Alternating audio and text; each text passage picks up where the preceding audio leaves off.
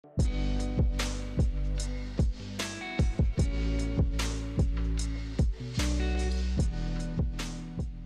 gracias por la invitación. Yo voy a tratar de contar dos historias. La primera es sobre la primera vuelta y la segunda sobre la segunda vuelta. Son dos historias porque nos está costando tratar de sincronizar, sintetizar una sola historia para los dos, porque pareciera que entregan conclusiones relativamente distintas. Después veremos si eso es tan cierto o no. En la primera vuelta pareciera que dos hipótesis se instalaron después de la primera vuelta. La primera hipótesis es que Carlos Peña se equivocó. Se decía que se jugaba una batalla de diagnósticos en la primera vuelta. Como todos ustedes saben, el diagnóstico 2013, aquel diagnóstico que constituía una sinergia entre el capital político personal de Michelle Bachelet y las demandas de la calle que habrían corrido el cerco respecto de lo que era posible en Chile, particularmente en materia de educación, reforma tributaria, nueva constitución, esa simbiosis perfecta que hubo entre la partitura y la intérprete, que era Michelle Bachelet. En 2013 básicamente los intelectuales orgánicos como Adria y Mayol, los intelectuales orgánicos de la izquierda y el movimiento social, dijeron: los chilenos quieren deshacerse del modelo, quieren votarlo a martillazo. Algo pasó durante el gobierno de Michelle Bachelet que no estamos seguros los analistas políticos que seamos capaces de desagregar. No sabemos si la desaprobación que azotó al gobierno de Michelle Bachelet se debe a que realmente los chilenos rechazaban el sustrato ideológico de las reformas, es decir, se oponían a la dirección ideológica de la reforma, y probablemente el mejor ejemplo ahí fue esa marcha de la Confepa, donde había unos carteles que decían: no nos queremos mezclar. Un poco un desafío directo a las reformas de Michelle Bachelet, que hablaban de mayor inclusión, incluso a la fuerza. No supimos si finalmente el rechazo se debió a eso o se debió a cabal. Se debió a que lo que falló fue que justamente fue dinamitado el capital político de la persona que estaba llamada a conducir esa reforma. A la derecha, por supuesto, le convenía que el problema fuese de las reformas, fuese de la partitura, y no necesariamente el intérprete, cosa que cualquiera fuera el intérprete, la canción siempre sonará mal. En el caso del movimiento estudiantil, el Frente Amplio, lo que les convenía era decir que el problema era del intérprete, que estaba desafinado o se había desafinado por alguna razón, pero la partitura quedaba incólume y podía poder ser cantada por otros intérpretes. Muchos pensaron que la primera vuelta nos entregó como conclusión de que parece que los chilenos no estaban tan en contra de las reformas como parecía, porque el candidato que más las atacaba había llegado apenas a un 36%. Y si le sumas lo de José Antonio Kast, igual no eran mayoría. Entonces Michelle Bachelet podría haber esbozado una sonrisa ese lunes en la mañana diciendo: bueno, quizás todo lo que se decía últimamente, aquí hablo de la tesis de Carlos Peña, de que era Piñera quien era mejor, quien estaba en la mejor posición para encarnar los anhelos de esa clase media, que en un escenario de modernización capitalista, como dice él, disfrutaban las virtudes emancipatorias del consumo, que cuando iban al mall no solamente compraban un producto, sino que también adquirían estatus, y eso les generaba una serie de satisfacciones en su vida diaria. Bueno, parece, dicen algunos, que este diagnóstico 2017, según el cual los chilenos no querían derribar el modelo sino abrazarlo, no era tal. Esa es la hipótesis primera. La hipótesis segunda de la primera vuelta es que finalmente la renovación llegó para quedarse. Este fue un proceso que habría iniciado el 2009 con Marco Enrique Juminami, que no necesita llamar a un Sebastián Bowen para hacer puente entre generaciones, que no necesita llamar a un Francisco Irarrázaval como lo hace Piñera a renglón seguido para decir que es puente entre generaciones, sino que Marco con 36 años dice: yo soy la renovación. No necesito llamar a nadie para decir que voy a ser puente entre generaciones, yo soy la nueva generación. Y Marco hace prácticamente lo que nadie en su generación, no voy a decir tuvo la osadía, pero sí tuvo la irreverencia. En su momento Escalona lo trató de Marquitos, Elwin dijo: ¿cómo alguien de 36 años va a aspirar a la presidencia de la República? Pero básicamente lo que estaba haciendo Marcos es lo que nadie en su generación se atrevió a hacer. desafiar a los padres. No alcanzaron a pasar 2 años y tenemos el caso de la jubilación más anticipada de la historia de la política. A los 38 años, los Giorgio, las Camila jubilaron a Marco. El 2011 entonces empieza a construirse un nuevo proceso a través del cual los hijos de la generación 88 céntrica dicen: papá, mamá, yo no voy a necesariamente, como con una especie de bombín, inflar una épica que no me pertenece. Yo nací en el 90, yo nací en el 95. Y cuando veo lo que le pasó a mis hermanos grandes, que básicamente se demoraron 30 años en llegar a la primera línea, el caso de Álvaro Elizalde probablemente es el más dramático, 20 años siendo promesa de la política para recién los 50 poder acceder a la primera línea del partido. Los Giorgio y los Felipe Cas de este mundo dicen: nosotros vamos a construir estructuras paralelas y vamos a competir contigo, papá, mamá. En el caso del Frente Amplio, mamá. Muchas mamás. Entonces el caso de Evópolis es que construye una casa nueva dentro del barrio de los papás, dentro de la coalición, y el caso de RD y otros es que construye una casa nueva fuera del barrio de los papás. Y aquí la hipótesis interesante es que estos movimientos no necesariamente trajeron electores nuevos, sino que le quitaron electores a los partidos de los papás. El cadáver de Osvaldo Andrade en Puente Alto yace al lado de los votos de Crispi. Los votos que obtuvo en Afonbear hace 8 años en la Araucanía probablemente se los llevó Felipe Cast, y así sucesivamente. Como bien dice Jaime Belolio, el problema para los partidos tradicionales no es de stock, es de flujo. Entonces el gran problema sería, y lo que anticiparía esta elección, como bien lo explicó Javier, es que hoy también, cuando tienes 20, 25 años y estás en la universidad, dando tus primeros pasos en la política, probablemente sea mucho más atractivo engrosar las filas de aquellos partidos y movimientos que representan mejor la experiencia histórica de tu generación que la de tus padres. Es más probable hoy día, si eres un joven de izquierda progresista, ser RD que ser PPD. Es más fácil ser Evópolis que ser UDI, particularmente si te gusta el mercado, no quieres cargar con las mochilas afectivas de la dictadura, y naciste en un Chile distinto, en un Chile donde no estaba penada la sodomía y en un Chile donde se podía ver la última tentación de Cristo. O sea, es un Chile que cambia en términos de cómo percibes la diversidad admisible. Y en la segunda vuelta finalmente tenemos una hipótesis 3, que es la que básicamente destruye la primera. Ayer resucitó Monseñor Peña, y todos dijeron: oh, quizás era cierto que Piñera es quien mejor interpreta los anhelos de esta clase media aspiracional, en un sentido no peyorativo, por supuesto. Esa la dejo instalada. Y la hipótesis, quizás el gran problema de Peña, y varios han hecho una bajada que me parece interesante, quizás el gran problema que estamos teniendo para encontrarnos entre filósofos sociales, filósofos políticos y cientistas políticos y cientistas electorales, es que quizás no todas las tesis sociopolíticas tienen una traducción automática en la dimensión electoral, sobre todo en un país con voto voluntario donde vota la mitad de la gente.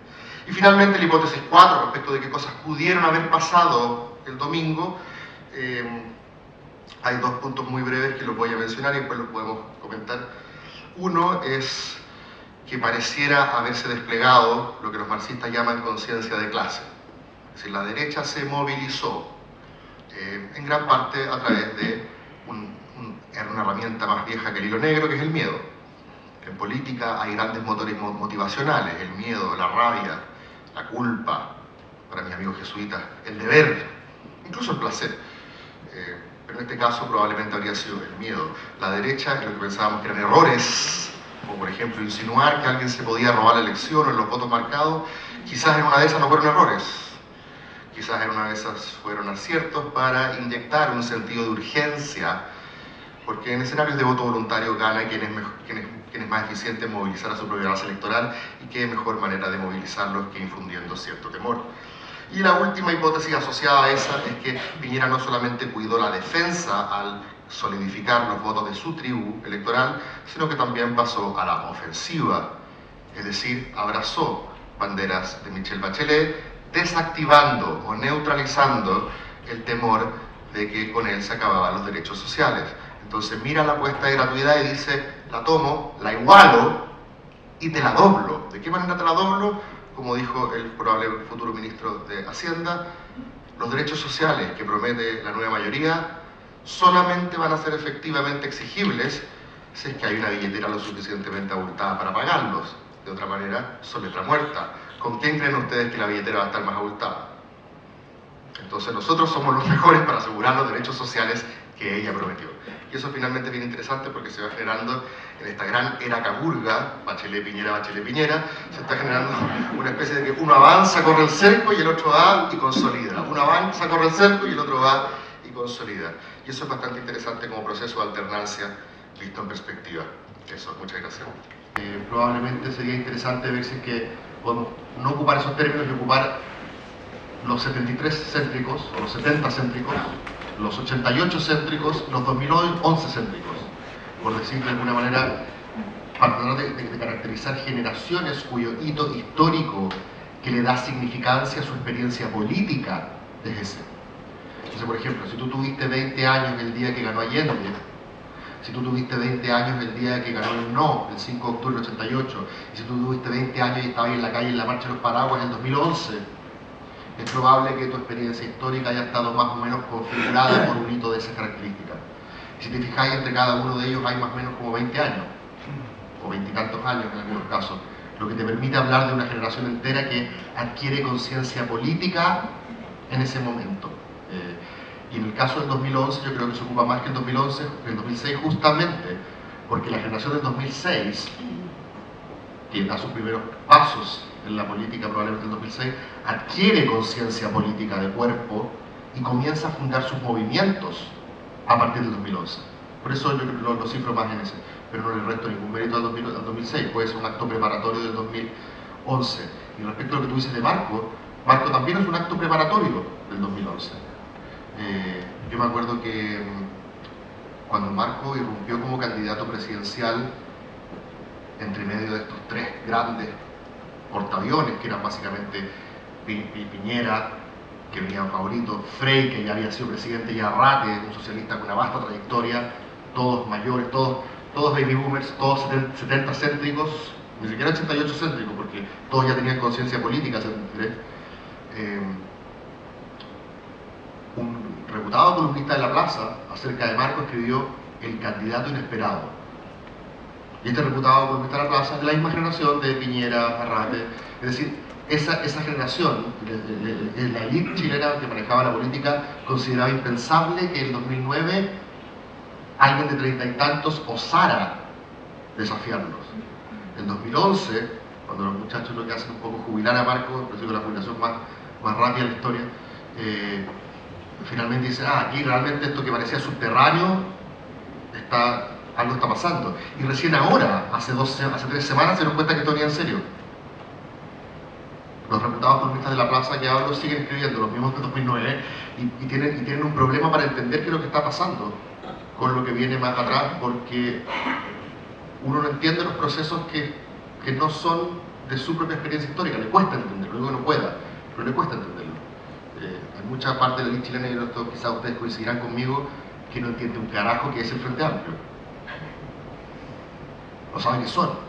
Pero es difícil que entiendan qué son si ese grupo y esa generación tampoco ha tenido cronistas que estén contando la historia de lo que son en los medios tradicionales que consume la élite. Y eso es un problema que habrá que resolver, y quizás esta composición parlamentaria hará que se vayan solucionando esos problemas. Un espaldarazo a la partitura, no lo sé. De hecho, ayer Daniel Mansuy, por ejemplo, me decía que nos habíamos apurado mucho en decir que ese 55% que sumaba desde Goich hasta Artés era necesariamente en contraposición a la tesis de Peña, o un espaldarazo a la partitura o el diagnóstico 2013. Quizás no era tan agregado. Desde ese punto de vista, podríamos decir, la primera vuelta no vale. Hagámonos lesos. En primera vuelta uno echa un poco toda arriba de la mesa, y después uno va sacando un poquito acá, un poquito allá, y en verdad la segunda la que vale. Esa es una primera posibilidad. No miremos tan en serio los resultados de la primera vuelta, no saquemos conclusiones sociopolíticas tan rimbombantes de la primera vuelta. Esa es una primera posibilidad. La segunda posibilidad es la que tú insinuaste. La segunda posibilidad es que los chilenos de alguna manera dijeron que la partitura les parecía bien, es decir, bajo la premisa de que ese 55 igual es más o menos agregable. La partitura les parece bien, entonces Piñera lee eso y dice, chuta, quizás yo solamente tengo que demostrar que soy mejor intérprete. Y de hecho al decir, voy a dar gratuidad, no me problema una FP estatal, uno podría decir que Piñera ajustó un poco su propia partitura a la que ya venía. Que no es una discusión nueva, es la discusión que tuvo Alamán con Tironi de por qué ganó Piñera en 2009. Según Alamán, Piñera ganó porque compró la tesis del desalojo. Según Tironi, fue porque se mimetizó con la concertación. De ahí la estrella, que era muy parecida al arcoíris, y de ahí la tesis de que hizo un quinto gobierno en la concertación. Entonces quizás Piñera, que esto es muy dúctil, lo que le importa es ganar, y a veces hay victorias pírricas, costan mucho, pero son victorias finalmente. Entonces quizás Piñera lo que dijo es, ¿sabéis qué? Más que tratar de vender que nuestra partitura es mejor, yo voy a vender que soy un mejor intérprete con una partitura más o menos similar. Esa sería la segunda posibilidad. Y esto es interesante porque la partitura de la derecha en crudo es distinta. Si queremos ponerle nombres a las canciones, pongámosle, a propósito de Peña y Sandel, la canción del 2013 vendría a ser algo así como Lo que el dinero no puede comprar, que es como se llama el libro de Sandel, What Money Can't Buy.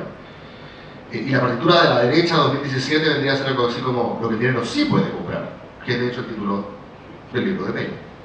¿A qué me refiero con lo que el dinero no puede comprar y lo que el dinero sí puede comprar? A que en la partitura de la izquierda hay ciertos bienes y servicios en los cuales el dinero no debiera hacer la diferencia en su acceso. En el caso de la derecha, se considera legítimo que tú llegues lo más alto que tus talentos / recursos lo permitan. En ese sentido, la partitura de la derecha es mucho más parecida al American Dream. Y probablemente nunca se vio mejor reflejado que en esa brevísima pero muy instructiva campaña de Lawrence Goldburn el 2013. Si ustedes van a YouTube y revisan cuál era el video de campaña que hizo Lawrence Goldburn, es posible, ¿se acuerdan? El Es Posible, cuenta la historia de un niño que nace en Maipú, hijo de ferreteros, se va de un colegio con número al Instituto Nacional, del Instituto Nacional salta a Buchet, a estudiar ingeniería, creo, en Chile, de ahí se va a estudiar afuera, vuelve a ser gerente, llega a lo más alto de las industrias de Goldman, finalmente ministro, salva a los mineros, candidato presidencial.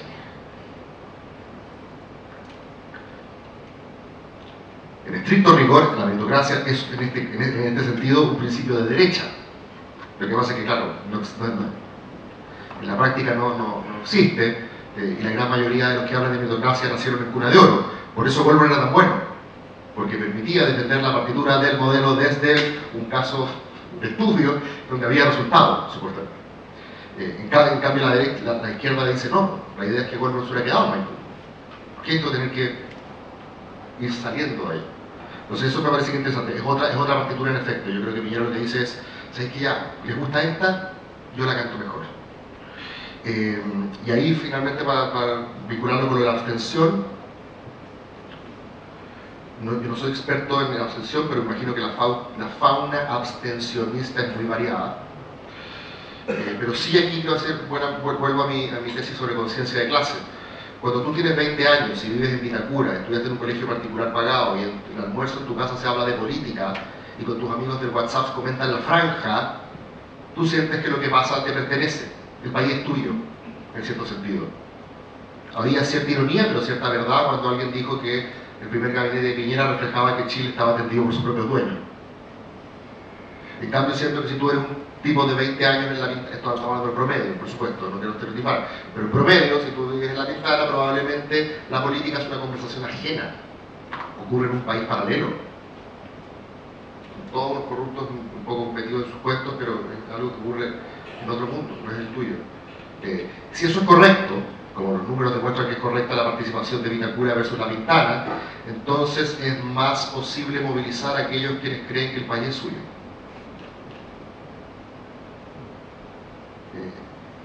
El Chilezuela, en ese sentido, funcionó. Por eso creo que quizás fueron capaces de revertir fenómenos de abstención, bolsones de abstención que estaban en su propio clúster electoral.